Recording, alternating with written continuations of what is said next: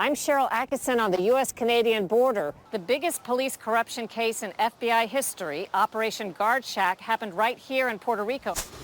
This week, we wrap up Season 7 of Full Measure with highlights of some of your favorite stories and ours.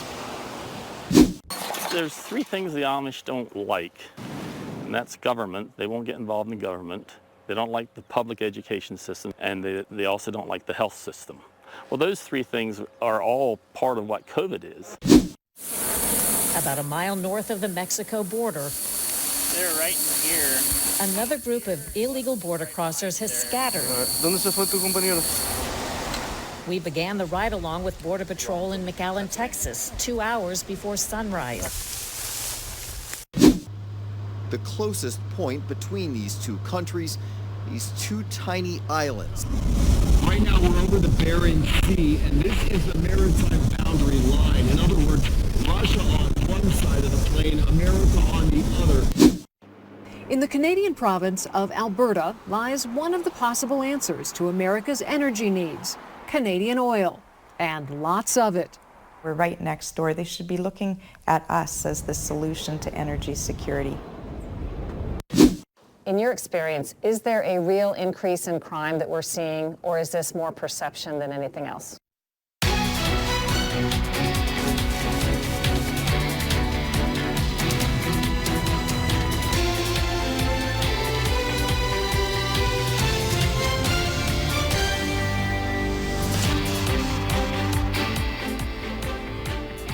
Welcome to Full Measure. I'm Sharyl Attkisson, and this is our special year-end edition, bringing together, as we do every season, our Full Measure correspondents for a look back at some of our travels and your favorite stories.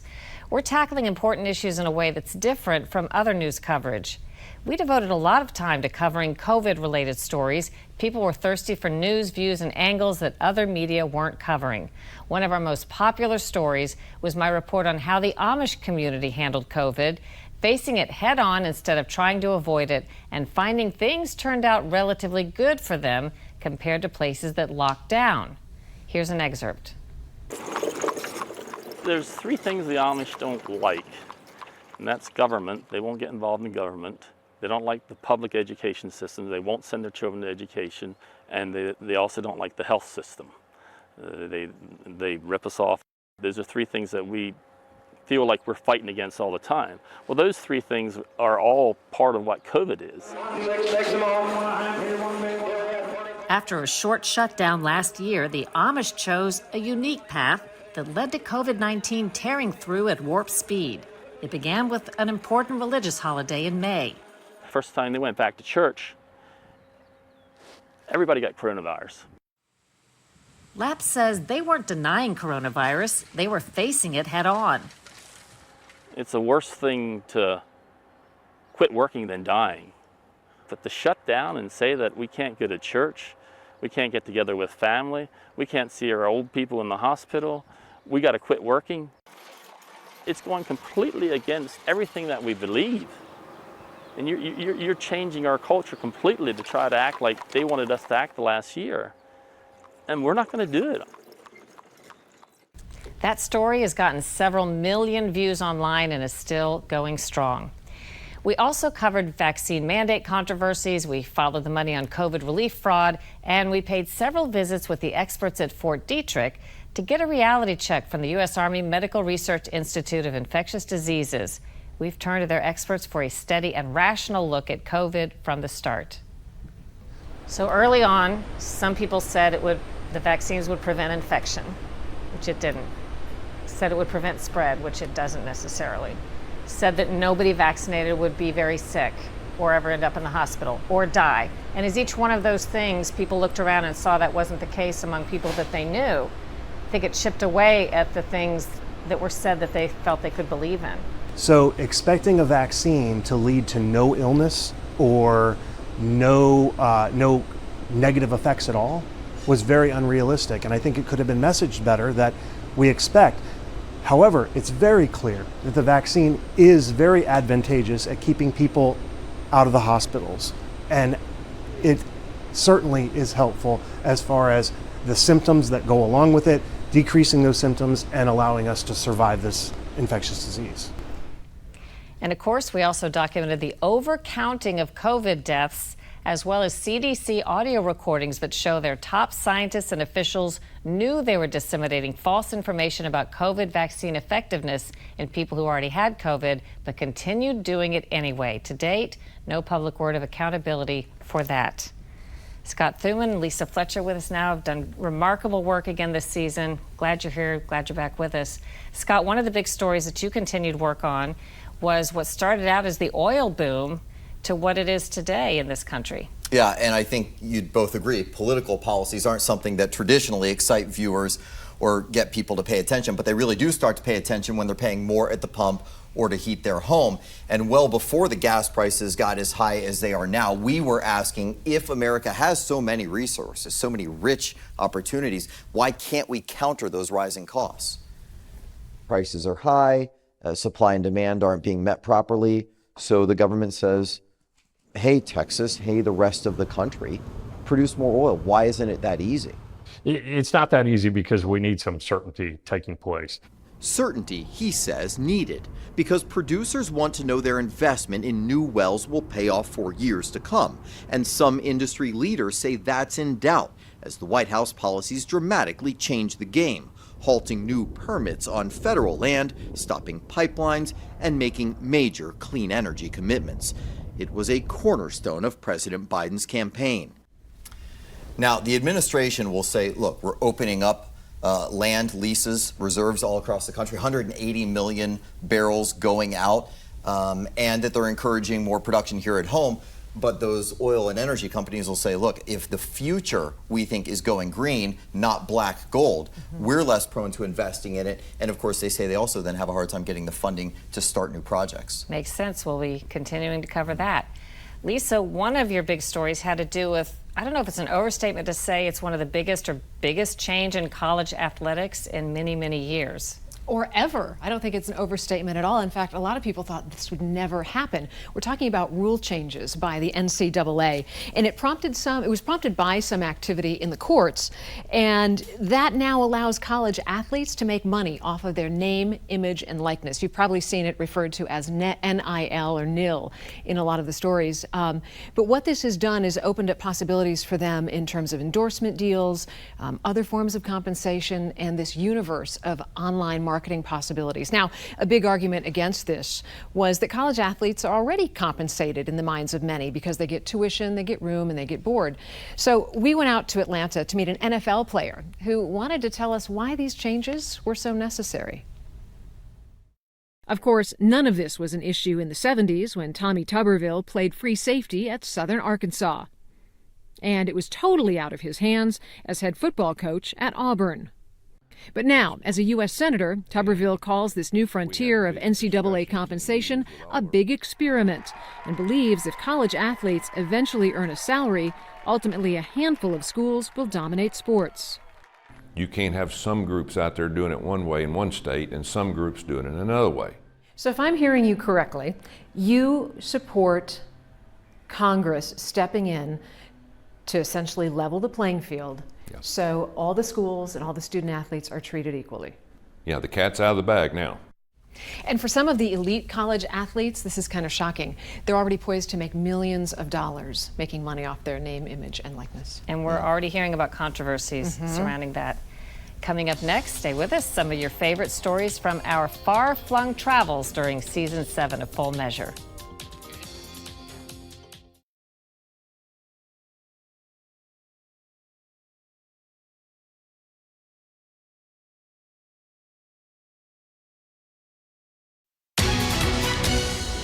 Another one of the biggest challenges facing America today is our border crisis. And there's no sign the Biden administration plans to take any steps to quell the historic flow of illegal border crossers. This season, we were there witnessing some of the historic traffic, including those infected with COVID. Somewhere in this tall brush, if it doesn't go any further, somebody may have just come in here. About a mile north of the Mexico border, they're right in here. Another group of illegal border crossers has scattered. ¿Dónde se fue tu compañeros? They're being tracked by Border Patrol agents following trails of trampled grass.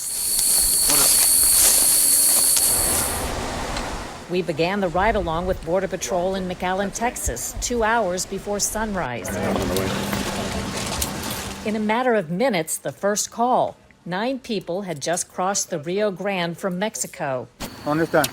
This woman tells us her 2 children came months ago and are waiting for her in Boston.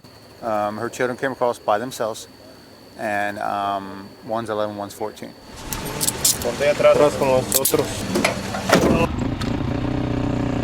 Border Patrol never closes, sleeps, or stops. And the Rio Grande Valley sector is the busiest in America during a record-setting year. This story became ever more relevant with the recent announcement that we had a record number of fentanyl overdose deaths at the same time we had record illegal border crossings, and we know most of the fentanyl comes across the southern border. Back to Scott Thuman. Some of your travels took you to the Mideast, where they're also having border disputes. Yeah, absolutely. And these fights, which we've seen unfold for decades now, really seeing a spike as of late, as well as attacks happening inside Israel's main city of Tel Aviv. So we covered both sides of that issue and also covered a lot of ground from the Golan Heights to Gaza Strip. We interviewed the Palestinian Prime Minister, and we also rode along with the Israeli military. But what we found is there is still a desire from both sides for the U.S. to side with them and help ease some of the tensions. And as these attacks continue, especially in this case you're going to see here, coming not just from Palestinian territory, but also from Lebanon, which certainly complicates matters.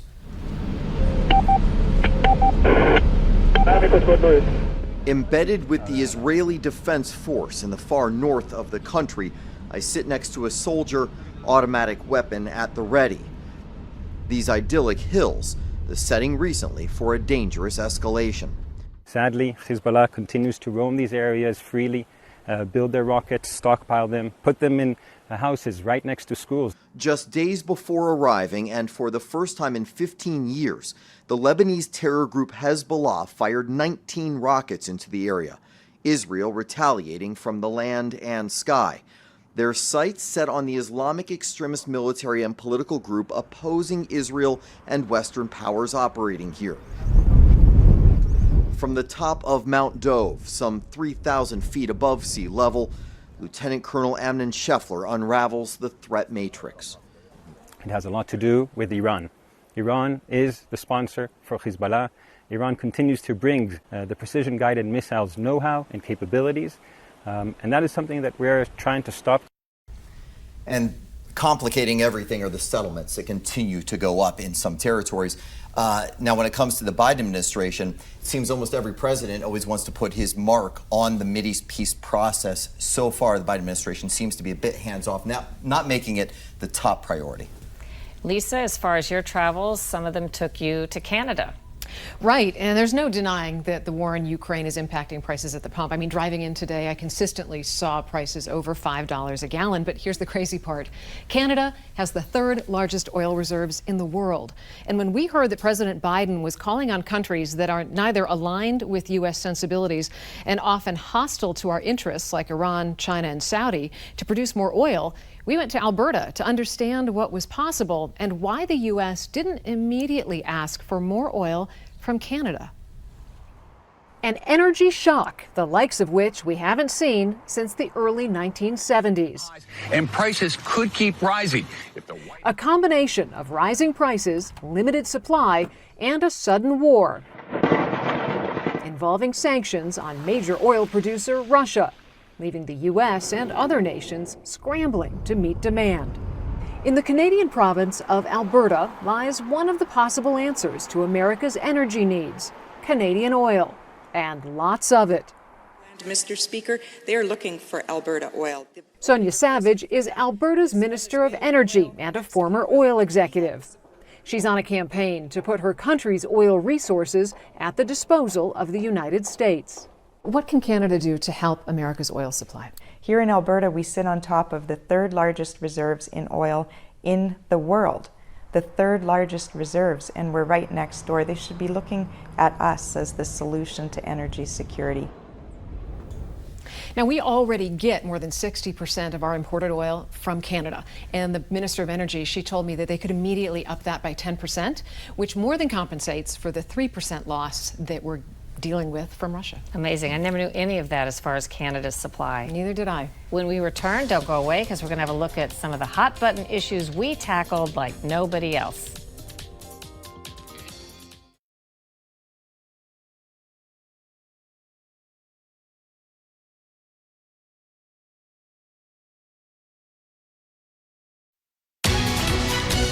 So much is happening with hot button issues, and you, our viewers, are obviously thirsty for fair, in-depth coverage of these stories. We tackled legalized marijuana, legalized sports betting, the controversies in America's schools, slave reparations, and America's crime surge.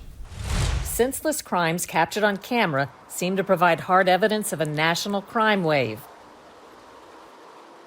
In your experience, is there a real increase in crime that we're seeing, or is this more perception than anything else? No, I'm seeing it is definitely an increase in crime. Robert Conti is police chief in the nation's capital, where, like other cities, graphic examples are piling up. They're thieves. This is my car. An Uber driver is killed when two children steal and flip his car. These girls stole the car. The girls responsible get sentenced to juvenile detention. An 11-year-old boy shot in the head, a 6-year-old girl shot and killed, 5 others wounded. You have any thoughts about some things that could be done? There are many jurisdictions all around our country. You'll find people walking the streets who have been accused of committing a murder, but they've been released with an ankle monitor on, a home confinement or something like that. We're going to continue covering all these issues as we head into the midterm elections, including a story that you are on, which has to do with gun rights. Right. Well, some argue right now that there's a growing need for personal protection. And depending on where you live, obtaining a license to carry a concealed weapon may be quite easy or it could be next to impossible. This season, we followed the case of 2 New Yorkers who challenged the state's restrictive gun laws all the way to the Supreme Court. Their attorney argued that New York's laws had turned what is a right for all Americans into a privilege for some, decided by the few. Many argue there's a great and growing need for personal protection and a constitutional right to bear arms embedded in the Second Amendment. Now, gun rights advocates are challenging New York's restrictive gun law in court on behalf of 2 people who were denied concealed weapon permits. At issue, the constitutionality of the system used by the state of New York to grant those permits. At the Supreme Court in November, attorney Paul Clement represented the 2 denied permit holders. That is not how constitutional rights work. Carrying a firearm outside the home is a fundamental constitutional right. It is not some extraordinary action that requires an extraordinary demonstration of need. And we're expected to hear from the court sometime this summer. Scott, as tensions escalated between Russia and Ukraine, you headed to Alaska, which I thought was interesting. A lot of stuff you uncovered that I'd never heard of happening in Alaska regarding Russia. Yeah, well, and the whole reason we decided to even pursue this story is because a couple of years ago I was reading how the U.S. really only had a couple of working heavy icebreakers, and other countries, especially Russia, were dominating, which is important since the waters of the Arctic are getting warmer, ice is melting, and there are vital resources up there. We're talking about oil, gas, minerals, fish. So Russia and China are on the move, the U.S. in some ways lagging, and so we got some pretty rare access to ride along with the Coast Guard. In Kodiak, Alaska, a Coast Guard ground crew rolls out a C-130J, known as a Super Hercules, preparing for a long-range mission. Today's task, patrolling the maritime boundary line, that invisible but very real divide between U.S. and Russian territory. Right now we're over the Bering Sea, and this is the maritime boundary line. In other words, Russia on one side of the plain, America on the other. The closest point between these 2 countries, these 2 tiny islands less than 3 miles apart. That's Russia's on the right, America's island on the left. This is a regular mission for the Coast Guard, both to see if Russian boats and aircraft are out here, but also to let the Russians know America is keeping a close watch. There have also been some very uncomfortable interactions, we'll call them, between Russian military and U.S. fishing vessels, and really harrowing moments. We've got some of those in our story, so I'd encourage people to go online and watch. Yeah, you can watch reruns of our stories at fullmeasure.news. Don't go away. We're back in a moment with some Season 7 behind-the-scenes stories that we didn't tell you about.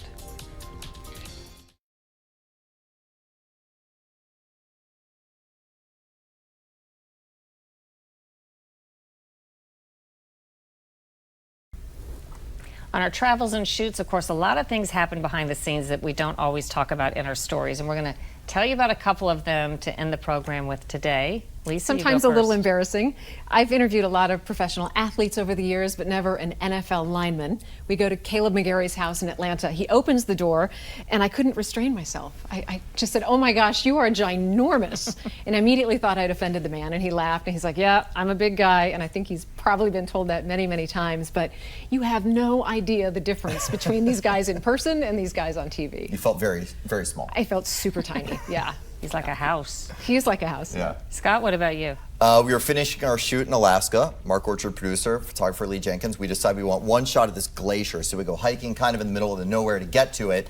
And I see a rustling in the bushes ahead. And I grab my phone because I know it's either going to be a bear or a moose. And look what it was. Wow. This massive moose comes by. It's huge. Couple of heart palpitations because they say just don't be on a path in front of a moose. That's when it gets territorial and can be aggressive. So we had a dicey couple of seconds, but he kindly and just walked off into the bushes. We were good.